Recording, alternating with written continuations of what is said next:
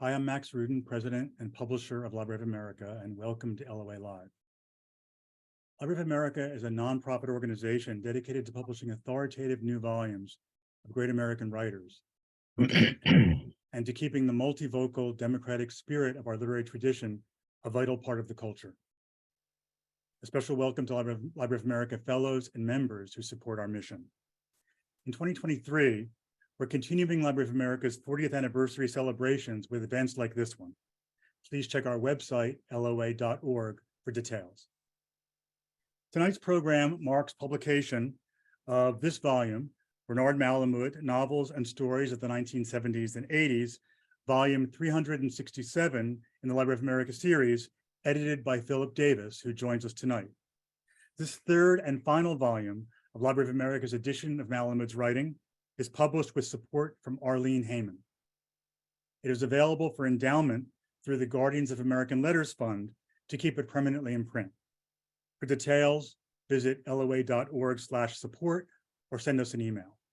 A link to the book and to the entire 3-volume set will be dropped in the chat. When Malamud received the 1959 National Book Award for Fiction for The Magic Barrel, it was only the second time the award honored a collection of short stories. Malamud called it a small miracle. That's an even better description of the stories themselves, whose extraordinary resonances seem miraculously to defy the limits of their deceptively modest forms, and where the severities of character and fate that encumber Malamud's people are sometimes susceptible to quiet miracles on a human scale. What's the secret of Malamud's special genius? What qualities of language and craft, and heart and spirit, account for the mysterious power of his stories? What do they offer readers now, and how have passing decades changed the way we read them? To explore these and other questions, we're incredibly lucky to be joined by a distinguished panel for a masterclass and a single masterpiece, the title story of the collection, The Magic Barrel, a tale of a lonely and troubled rabbinical student and a threadbare, sly, and somewhat mysterious matchmaker whose encounter leads them in unforeseen directions. The story is found in the first volume of the Library of America Malamud edition, Novels and Stories of the 1940s and 50s. Our panel. Nicole Krauss is the author of 4 internationally acclaimed novels, most recently Forest Dark. Her short stories have appeared in the New Yorker, The Atlantic, Harper's, Esquire, and Best American Short Stories, and are collected in To Be a Man, winner of the 2022 Wingate Literary Prize. She joins us from Brooklyn, New York. Tobias Wolff's books include the memoirs This Boy's Life and In Pharaoh's Army, and the novel The Old School. Recipient of the PEN Malamud and 3 O. Henry Awards for excellence in the short story, he has published 6 story collections and edited 3 others. He received the National Medal of Arts in 2015. He joins us from Palo Alto. Philip Davis, editor of the 3-volume Library of America Bernard Malamud edition, is author of the definitive biography, Bernard Malamud, A Writer's Life. He is professor of English literature at the University of Liverpool and director there of the Center for Research into Reading, Information, and Linguistic Systems. He joins us from his home in Liverpool, where it will soon be pushing midnight. We invite your questions and comments. The Q&A button is on your menu bar. Please let us know where you're viewing from. Now, please welcome our 3 very distinguished guests.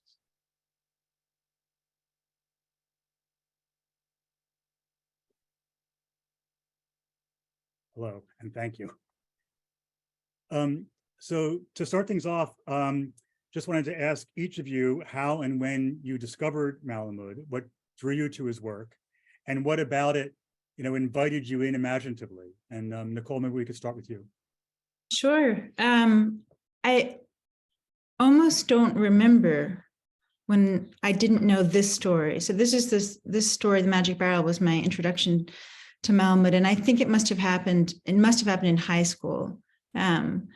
But I don't remember a time when I didn't know his particular music. And I think that has something to do with the fact also that it's a musicality that is deeply familiar from a kind of Jewish past that, although I come much later in it, mine extends back to that.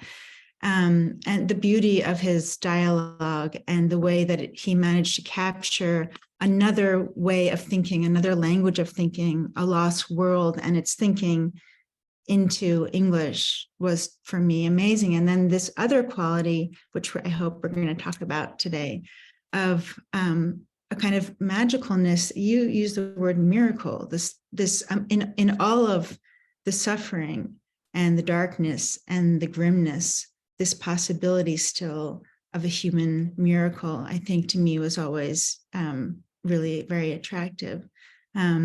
And so, of course, I got to know him later, but for me, this is the story is the beginning. Beautiful. Tobias, how about you? I first read Malamud in 1968. I was in Vietnam, and my brother was then reviewing books for the Washington Post, and he used to send me care packages of books, my brother Jeffrey, and The Fixer was among them once. And I remember of the books that I remember most vividly from that year were The Fixer and Bulgakov's The Master and Margarita. Those are the two books that really stayed with me. And later when I began to write short stories myself and to really try to master the form, Malamud was inescapable. He's a truly extraordinary short story writer. It's been so much fun preparing for this because I had not reread him in a while, and I just keep shaking my head at the brilliance of these stories and how dire they are, and the smell of fish that rises off the page of these stories, and these rhythms of the speech that he captures that are almost like translated English, but in it with a kind of dense poetry. Anyway, I've been I tried. In fact, I taught high school for a while in a Catholic boys' high school back in the early to mid 70s, and I tried introducing Malamud to my students. It didn't go that well, I have to admit. But it is such a world that he creates here. It is not just one that he's chronicling. He's making it the way Flannery O'Connor makes that world of hers. And she obviously recognized that in him. She was a great admirer of his. Anyway, we will go on. And Philip, you've made a career in some ways of Malamud. How did you first come to his work? I hope not. It's a calling, and it came in 1968. I wasn't in Vietnam. I was a schoolboy in Nottingham, and my teacher, Stanley Middleton, was a novelist. He won the Booker Prize in '74. And he recommended The Fixer. He knew I was Jewish, but it was the power of the novel. And he was particularly interested in the number of times that he knew that Malamud had rewritten and rewritten and rewritten it. And quoted to me Malamud saying at least 3 times, 1, to get it down, 2, to improve the prose, and 3, to get it to tell me what it means. And what it meant has stuck with me since then. Wonderful. Great. So if we could now narrow, I guess, the focus to the story under discussion. I just want to ask, I got a first question. As to Tobias and to Nicole, as short story writers, what strikes you about this story? I want to ask the same question of Philip as a biographer, but just that really. Like, you've come back to it now, you've known it before, but what strikes you about it this time, or even the first time? Tobias, you want to lead? Sure. Well, the sheer daring of the story, for one thing. He's not even afraid of injecting a sense of the supernatural into this story and into this supposedly realistic story. He goes out to visit Saltzman, and then Saltzman gets back to his house. But how did you get here? Well, no explanation. And things like that happen in this story. But it's I love how funny it is, and at the same time how the laughter hurts. There's a real pain that produces this strange humor of his. Well, we'll talk more about that. Nicole?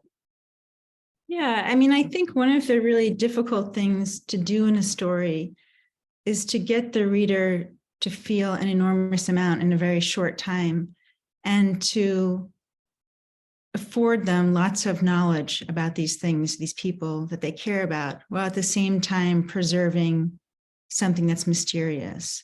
And I think Malamud does that just so incredibly beautifully here. I absolutely fell in love with Salzman. Every time I read the story, I fall in love with Salzman.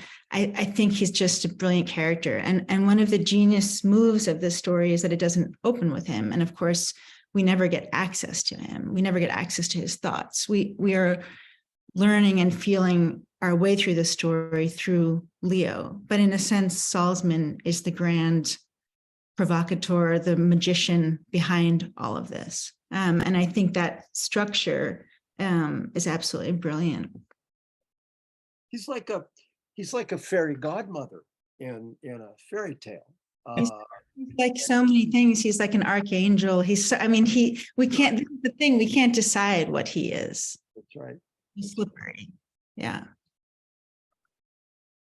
I think we're going to get back to Saltzman in 1 second, but I was just asking Philip, as his Malamud's biographer, Philip, what strikes you about the story? Well, what I was most interested in was a writer's life. And so I spent a lot of time in the Library of Congress looking at the drafts and looking over Malamud's shoulder, as it were, to see what he was doing to make it happen.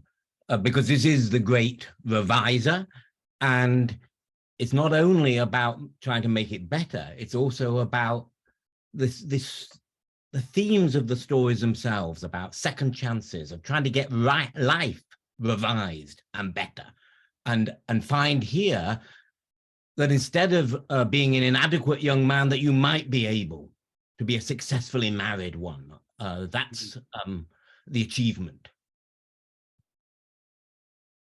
Well, this is probably a good time to hear Malamud's words. Yeah. So Nicole, you've chosen a passage from the beginning of the story.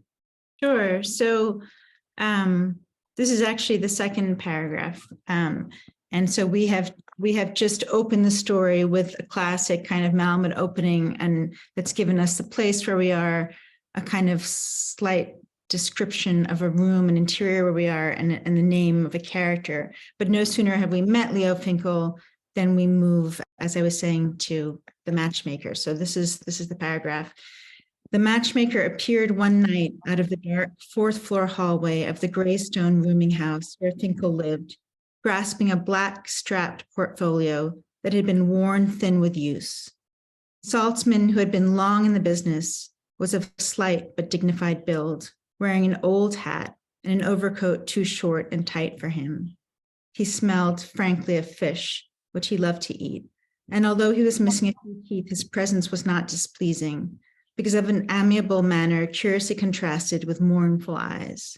His voice, his lips, his wisp of beard, his bony fingers were animated, but give him a moment of repose and his mild blue eyes revealed the depth of sadness, a characteristic that put Leo a little at ease, although the situation for him was inherently tense. I love this paragraph for so many reasons. It does so incredibly much. And I think, just to begin with, this idea of Salzman appearing one night out of the dark. So he comes from nothing and nowhere. And that's our first signal of the mysteries of which he is going to be capable.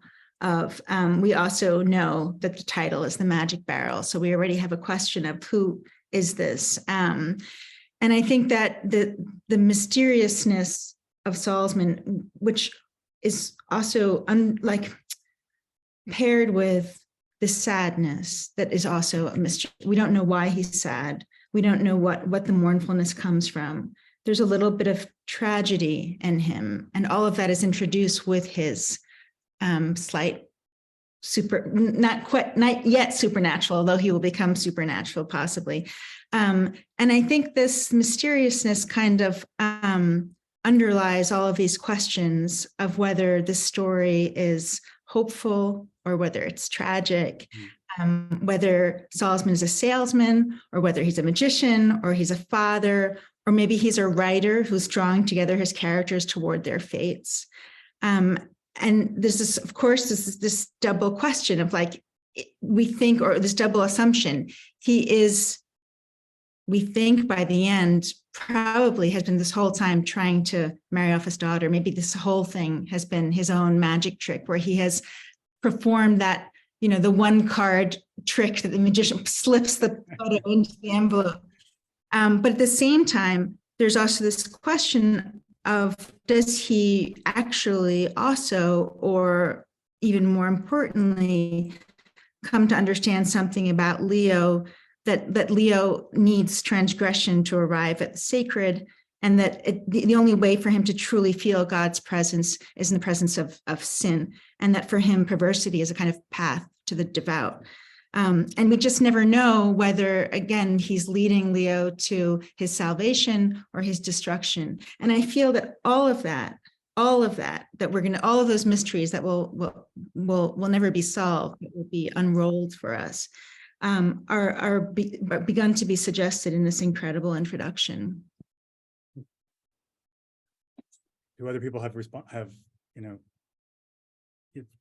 just go, I'll just talk. I was just interested, of course, in the fact of those mild blue eyes which revealed a depth of sadness. Everybody knows what is said of Chekhov, by Chekhov, that in a short work of art, if there's a gun, a rifle at the beginning, then it's got to go off sometime before the end. But Malamud's gun and rifle is actually sad eyes. They're going to be important in the wife. They're going to be important in the daughter. And it's that sadness that Tobias also referred to. I want my comedy, said Malamud, to be spiced in the wine of sorrow. And it's that sadness that immediately sets part of the music, the tone of this story. Of course, Salzman appears. Leo, though he feels very uncomfortable, praises the traditional vocation of being a matchmaker. And Salzman is suddenly raised out of sadness by a glow of pride in his work. And Malamud originally wrote that this was an emotion he had left behind him years ago. But then he rewrote it, that this pride in his work is an emotion that had left him years ago. So this is a story about powers that come and go according to your belief in yourself or people's belief in you. And it may be that Salzman is a magical figure, but suddenly that magic can disappear and he can be that defeated man that so many of his generation, the generation of Malamud's own father, a defeated man that Malamud knew well. Tobias, I don't know if you want to weigh in, but I mean, do you sense like a kind of a jarring shift of register from Leo to Salzman? I mean, that's not an uncharacteristic thing in the beginning of a Malamud story, right? There's that kind of, there's the figure who's kind of like us, and then there's the figure who might be from some, I don't know, other time or other world or other species actually sometimes, and I'm curious, like, do you feel that here? Do you feel that there's this kind of dislocation between the world that Finkel is in and the world that Salzman comes from? And if so, what's going on there? Like what's the idea? What's going on by putting those, by putting those figures together? What's being set up, I guess, is what I'm wondering. Well, they are from a different world, and what makes it creates some of the voltage in this story and in others is the transplantation of this old world to this new world that we live in here in America, and the friction between those assumptions and histories that you hear even in the way they speak, I think is part of this. The other, well, I can speak a little more when we come to the passage you want me to read on this, but yeah. The other thing also is, the contrast of worlds has to do with the fact that Leo comes from this world of the law and of a kind of God, which is a kind of lightness. And Salzman comes from the dark, where possibly deceit is a way of life or trickery, but in order to arrive ultimately and some kind of lightness, to bring people to some kind of betterment. He doesn't believe in love, but does he? Maybe, actually. Yeah. Mm-hmm. Right. Right. There's also this thing about him being so forlorn and bedraggled. I mean, for like a supernatural figure, maybe. He's hardly like Glinda the Good Witch. You know what I mean? He's like bedraggled, but he's got the white fish and the. I mean, it's like somehow he can't get the nourishment. That he need, something like that. That the word. Anyway. But anything else on this scene before we move? In the first version, My Love is like a shallow stream was its original title. The Leo is not a rabbinical student. He is not going to be a rabbi. He's just a student. But Malamud changed it because at some point he decided he needed something about religion in there, and the love of God in a vocation, and the fact that Leo suddenly realizes that he hasn't got that. Yeah, That's interesting. That's one of the most striking passages, I think, in the story, that Leo came to God not because he loved him, but because he did not. Yes. But there's some need, some hunger for a connection larger, a love larger than what he is capable of. And that's the great insight that Leo has into himself in this story, is that he is not a loving person and not a loved person, neither loving nor he's unloving and unloved. It's a piercing moment in this story. So it begins as if Leo is seeking a wife because he will be easier for him to get a congregation, to get a role as a rabbi if he's a married man. But Malamud, during the course of it, decides over the several drafts that he wants to introduce more drama in this mix of realism and fantasy.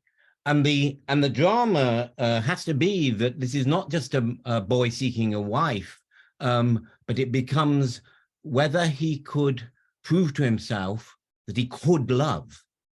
There's a sequence, isn't there, of various photographs of various women who are put before him by the matchmaker. The short story came out of Irving Howe inviting Malamud to do a translation of some stories from Yiddish for an anthology. And so you have these sequences of the matchmaker offering him number 1, number 2, number 3, number 4. This one's got money. This one's got more money. This is really a doll. She's beautiful. This one comes from a long line of rabbis. So there's that sequence that he likes. Also, another sequence in another story that he helps to translate, which is this girl is wonderful, but her hearing is not so good, and there's something not so good about. So he loves all that sequence, and so the sequence begins. Saltzman offers him the photographs, and he goes out and meets one of them, Lily, doesn't he? And it's Lily who has been sold a bill of goods about Leo, as if he is a very religious man. And Leo, who is awkward about this anyway, and this is very characteristic of Malamud, isn't it? An awkward protagonist.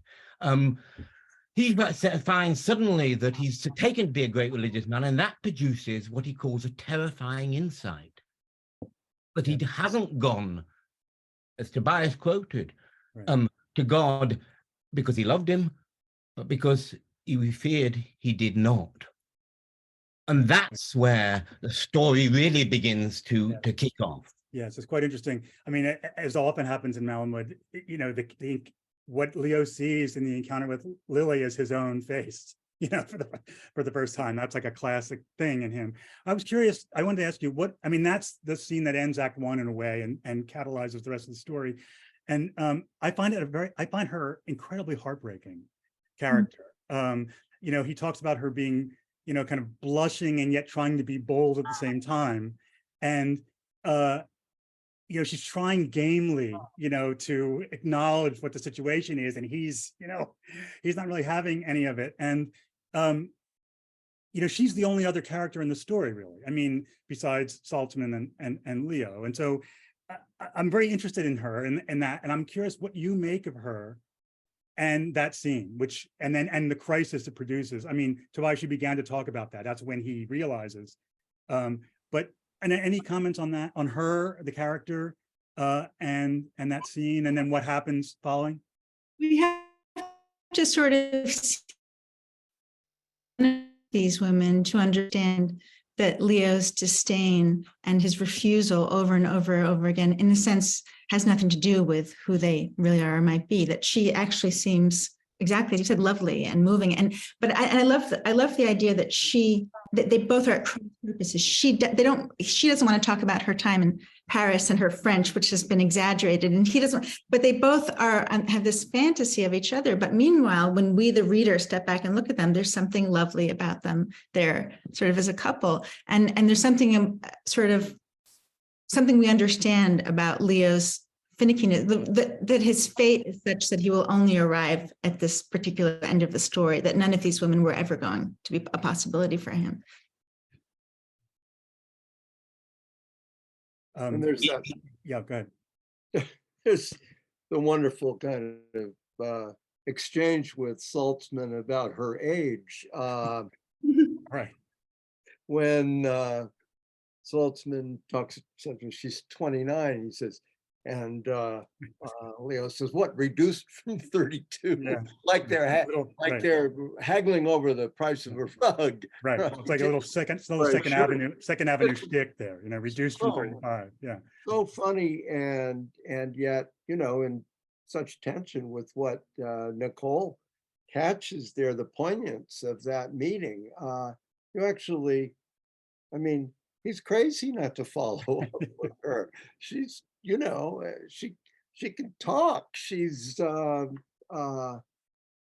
interested, and it's funny that the thing that really seems to kill it for him is that she has a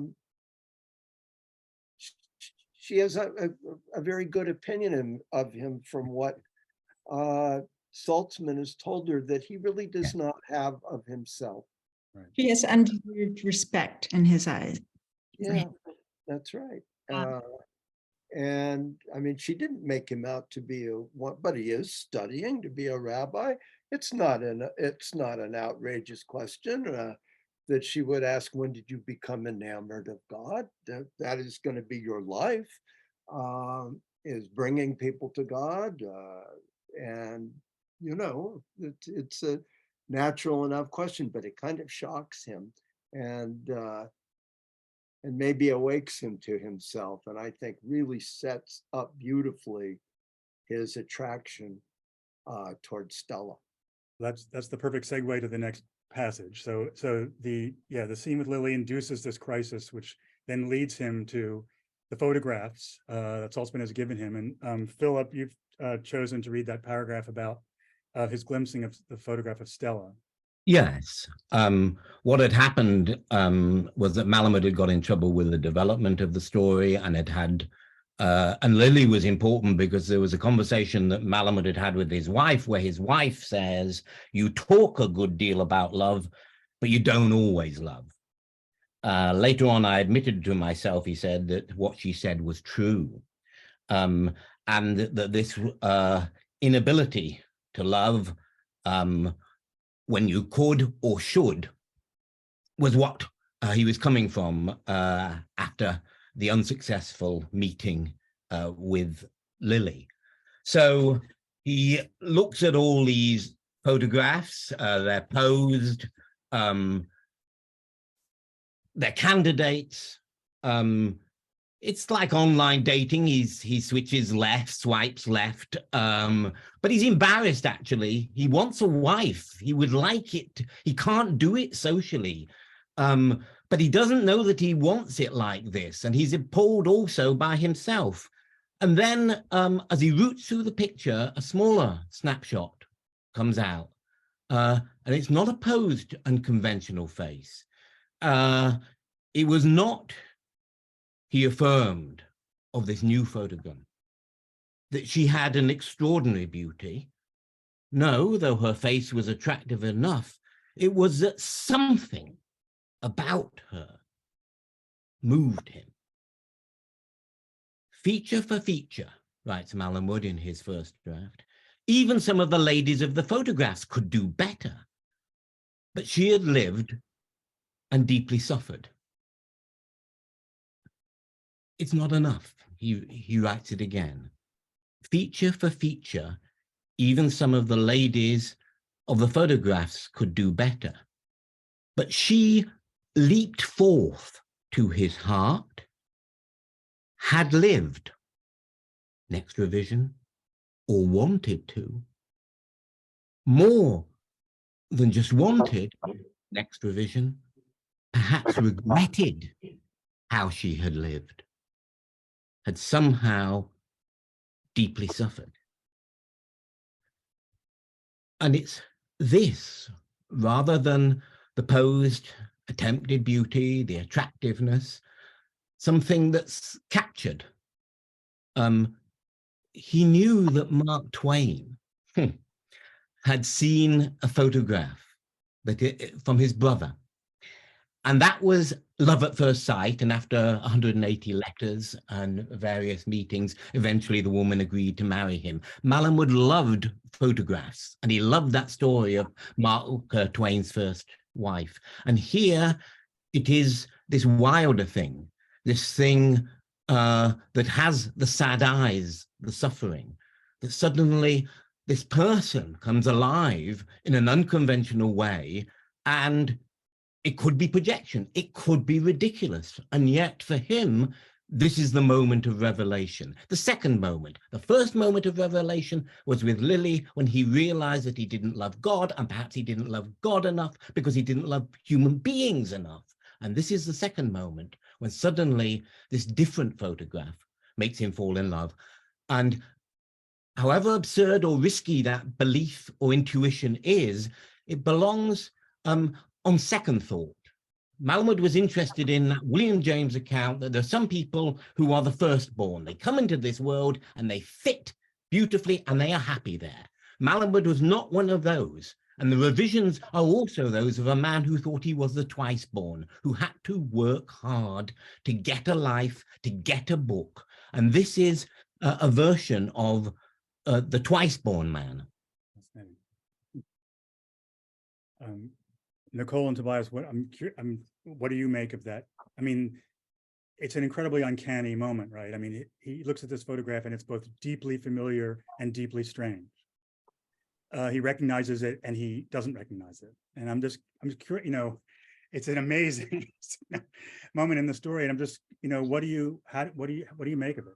Well, the word that explodes for me in that description is that he sees something evil in her, and far from repelling him, I think that is one of the active agents of his attraction, that he's breaking out of this stiff little holiness that he's been aspiring to. And what is it? What Yeats is great in, the foul rag and bone shop of the heart. He's, he's like his egg is broken and he's coming out of it. He's into the world. And I just think that's an extraordinary motion in this story. His recognition, his sense of recognition of her, somehow connected to that sense of the fallen world out there. Yeah, I think I would just, in my mind, I go back to the scene with Lily, because for me, that sort of sets up, until that moment, we are seeing Salzman as somehow inauthentic. And then something shifts in that scene, and we see Lily with our own eyes, and we see that he is actually offering, he's not tricking, he's offering somebody good and beautiful. And we see that it's Leo who all the time is obsessed with inauthenticity, with Salzman somehow being inauthentic. So there's that beautiful bit about Salzman, whom he uneasily sensed to be somewhere around, hiding perhaps high in a tree along the street, flashing the lady's signals with a pocket mirror, or perhaps a cloven hoof pan, and on, and then at the end it starts to snow, and he attributes that perhaps to Salzman's magic. So we see how kind of obsessed he is with getting tricked and with this, and then all of that leads up to, we realize that Salzman has something authentic to offer. He's something true and real, and whether he means to or not, whether it's an accident or not, which I'm curious to hear your thoughts about. When this photograph arrives, Leo has been prepared. He's desperate for something authentic, for something true, and he sees it in that face. And of course, people listening who read the story will remember that this photograph is of Salzman's daughter, who Salzman then describes as the story accelerates, and Leo rushes off with the photograph to say, "This is the one I want." And Salzman says that she's wild. And that, as far as he's concerned, she's dead. Good to me, yes. Well, you see, he originally wrote, "She's dead." And Robert Giroux, Malamud's wonderful editor, said, "I like the elements of the mixture of fantasy and reality, but if you're not careful, this will be a ghost story." So Malamud puts in, "To me, she is dead." And that was very like, what had happened to Malamud when he married Anne, a Catholic. His father again said, "He's dead to me," and the prayer for the dead, the Kaddish, actually happened to Malamud from his own father, though they were, of course, reconciled. So this is, we don't know, he suspects maybe Salzman has set this up. At the end of the day, I don't think so. I don't think Salzman is that right. But there it is, somebody who was in some sense dead, banished, had clearly sinned in some way, probably sexually, maybe for money, has got that wild thing. And this is about rescue, that suddenly Leo thinks, I could rescue her. And at the same time, that would rescue me. A big theme for Malamud. It takes us really, Max, to the passage that Tobias. Yeah, I was going to say that's the perfect segue. So there's the scene with Salzman. Salzman says, "She's not for you." My Stella, etc. And then She should another- burn in hell. Leo has another, right, she should burn in hell. And then Leo has another crisis about what to do. And that's the passage that Tobias has chosen. This is just after that moment when Saltzman is declaring her off limits. No, you don't want to go there. This is my baby, my Stella. She should burn in hell. The narrative break. Leo hurried up to bed and hid under the covers. Under the covers, he thought his life through.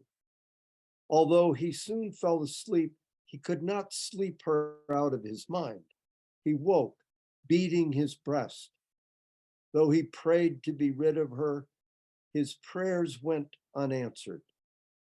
Through days of torment, he endlessly struggled not to love her. Fearing success, he escaped it. He then concluded to convert her to goodness, himself to God. The idea alternately nauseated and exalted him. That just captures the whole motion of Leo's spirit through this whole story. He makes a bid for some kind of a human connection through this dating service that Saltzman runs, and at the same time is repelled by it. He's always, he's not sure that he loves enough, and so he hopes that God will help him to love, and fears he doesn't, and all the there's an endless kind of back and forth in Leo throughout this. I remember something Wright Morris said in his book, The Territory I Had. He said that the best writing is not the struggle of a character with the world outside, but with the world inside that character. And that is what's going on in Leo through this. You can feel it crystallized in this particular paragraph, but that is the crystallization of what's happening throughout this story. The other thing too about that concluding paragraph, the last paragraph, is that there's a kind of transcendence to that language there. He pictured in her his own redemption.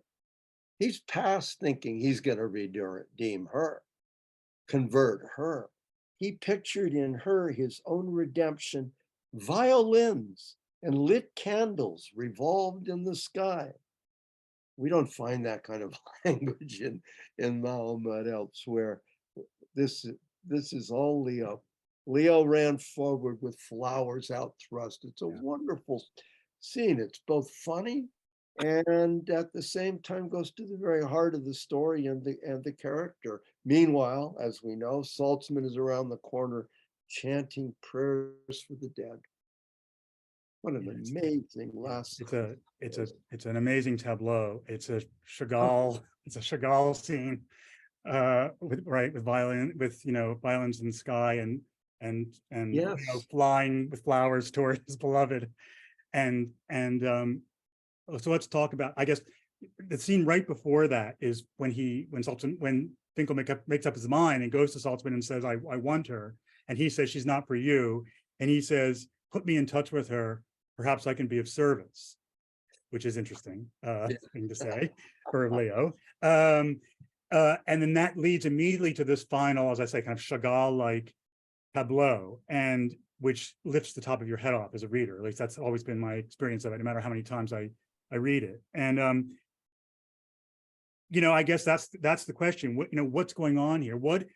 This tableau is clearly it's not clearly doing anything. This tableau is crystallizing and intensifying the meaning of the story in some way. And I guess my question is, what is going on here? We have these. It's clearly a tableau vivant. We have one character, the love character, flying through the air with his flowers, the fallen woman under the streetlight in her red shoes, and the father leaning against the wall chanting the Kaddish. What do you make of this? I mean, what do you make of this scene? And more specifically, who or what is Saltzman chanting Kaddish for?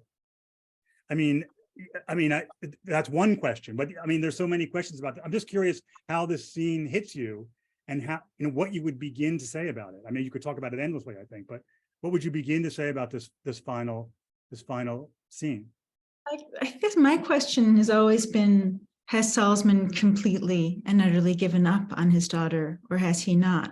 And it doesn't say at the end that he chanted Kaddish. It says that he chanted prayers for the baby. And is there some sense in which he is praying for her? Is there some sense in which he is hoping for something, that he too sees the possibility of her redemption? Or is that absolutely closed, and is this just chanting Kaddish? Great question. I think that the mourner's Kaddish is a celebration, oddly, isn't it, of the greatness of God. There's a big difference from cursing your daughter and saying she's dead to me to this prayer.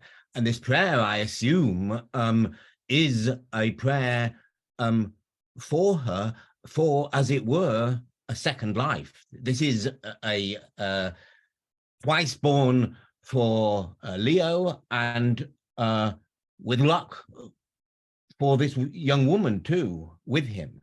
I think that it's marred. There's presumption in Leo that he could save her. He knows that, just as there was something wrong with his dismissal of Lily. But he says, although he was imperfect, the ideal was not. And that's the mixture that Malamud wants here at the end, that somewhere that ideal, that possibility, that unlikelihood of love here that could save both of them and the father, that is there, shimmering at the end. I love that. So I feel good at the end of this. But it certainly invites the other reading as well, that that now Leo has crossed over and left, and in joining Stella, he has left the land of the living in some way. Both of these readings are absolutely justified by the story that's preceded it. They're both deeply embedded, and it's rich, the ending here. I have an totally odd question, just because I kept the violins and lit candles revolving in the sky is so striking and strange. It's a cliche, and it doesn't work as a cliche. It becomes something totally different.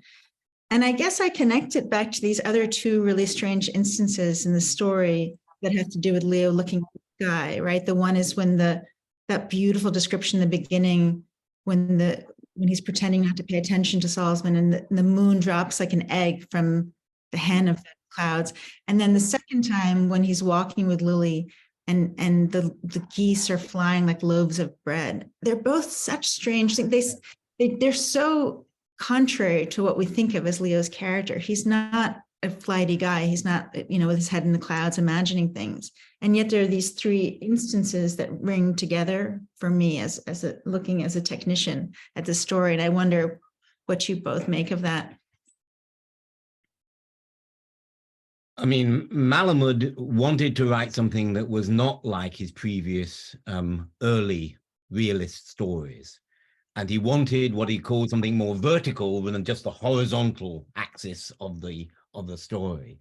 At the same time, he didn't want it just to be a fantasy. He wanted the imaginary and imaginative and visionary elements to rescue real people. Nice. Yeah, I get just a couple. I mean, Just a couple of questions. I think we already touched on some of this, but Malamud said the notions of hope, of redemption are essential to my work. And is this a story? I guess you've already, Tobias started to talk about this. Is this a story of redemption? And if, is that how you read it? And if so, into what? Or from what into what? I guess that's, you've all been talking about this to some extent, but I'm curious, Philip, you've already kind of said what you think about this, that you feel there's a redemptive quality to this final scene, but I'm just curious how Nicole and Tobias read it. I very much is a redemptive story, although, as we've said, the ending is not clear. But I think we need to see Leo fall to have the possibility of him returning and loving God and having a real and true religious experience, which he has lacked thus far. Mm. And loving a human being. The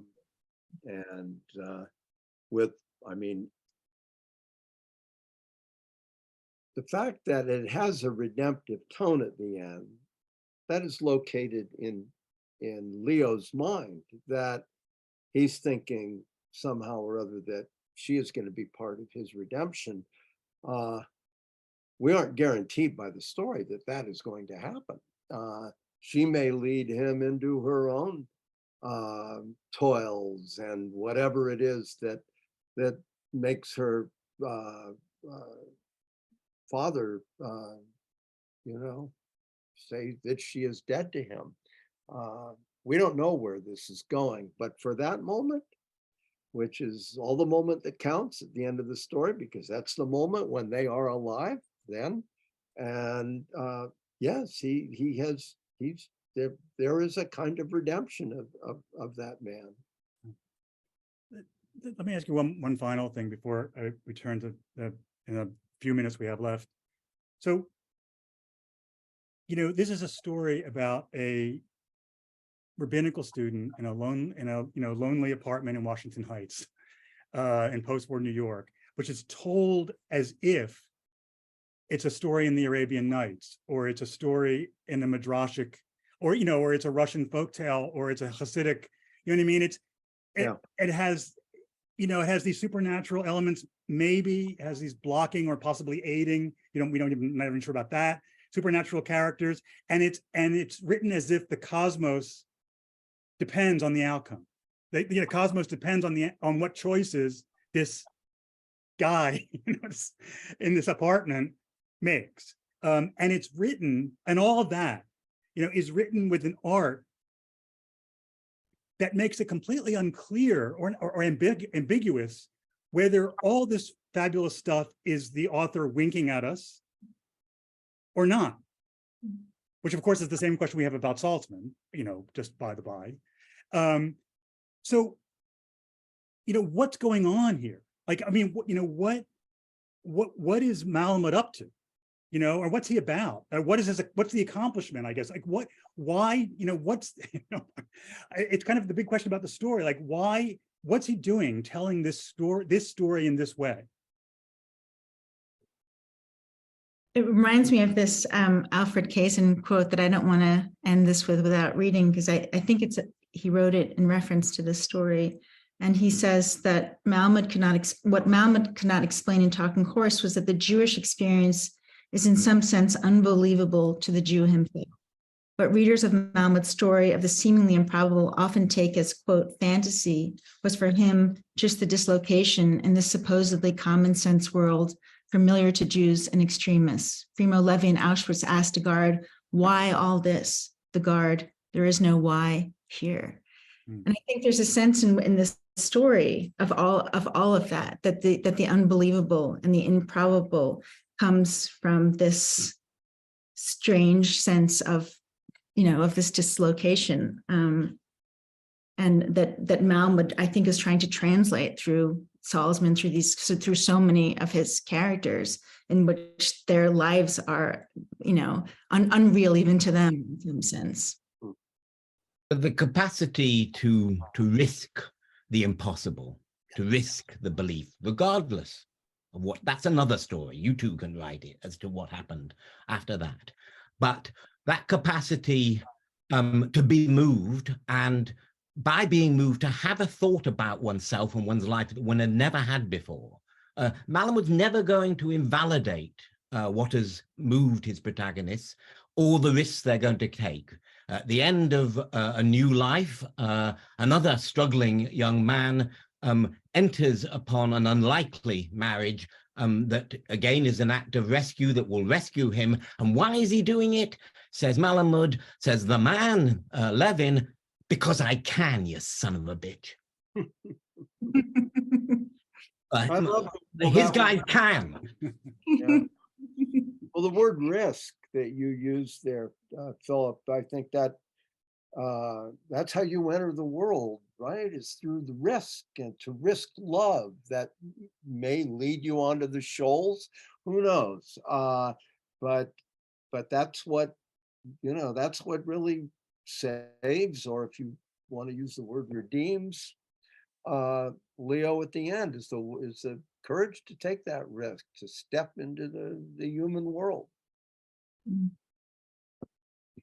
That's probably a good place to actually end this conversation. I don't think we really have time to get into some of the questions, but it's been really a rich conversation, and I'm very grateful to all of you.